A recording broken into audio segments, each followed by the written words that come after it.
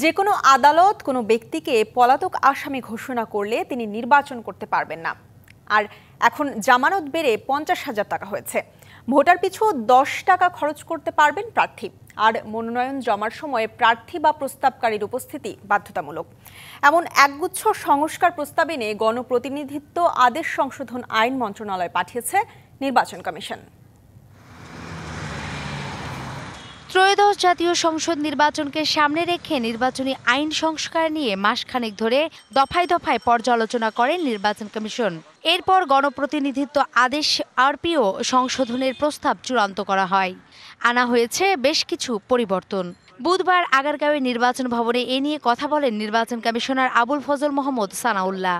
আগে যেমন শুধুমাত্র ক্যান্ডিডেট বা ব্যাংক অ্যাপিল করতে পারতেন, নির্বাচন কমিশনের প্রাথমিক আপনার স্ক্রুটিনির পরে আমরা এটার সাথে অ্যাড করেছি any financial or service providing organisation of the government, সরকারের অন্য যে কোনো সংস্থাও যারা মনে করেন যে না তারাও ব্যক্তির কাছে পাবেন এবং এই কথাটা উঠে আসে নাই, তাহলে তারা অ্যাপিল করতে পারবেন।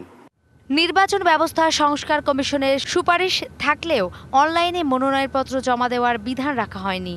এছাড়া পলাতক আসামিকে নির্বাচনে অযোগ্য ভোটার প্রতি 10 টাকা হারে আসনের ভোটার সংখ্যার সমান ব্যয়ের সুযোগ রাখার প্রস্তাব করেছে নির্বাচন কমিশন। কোনো রাজনৈতিক দলের কর্মকাণ্ড, রাজনৈতিক দল অবৈধ ডিক্লেয়ার হয় নাই, বাতিল হয় নাই, কিন্তু তাদের কর্মকাণ্ডের উপরে সরকার কোনো স্থগিতাদেশ দেয়, সেই ক্ষেত্রে ওই রাজনৈতিক দলের নিবন্ধন এবং তার জন্য রিজার্ভড যে সিম্বলটি আছে সেই সিম্বল স্থগিত থাকবে। নির্বাচন কমিশন এসব প্রস্তাব পাঠালেও কোনটা থাকবে কোনটা থাকবে না তা নির্ভর করবে উপদেষ্টা পরিষদের বৈঠকে অনুমোদনের উপর।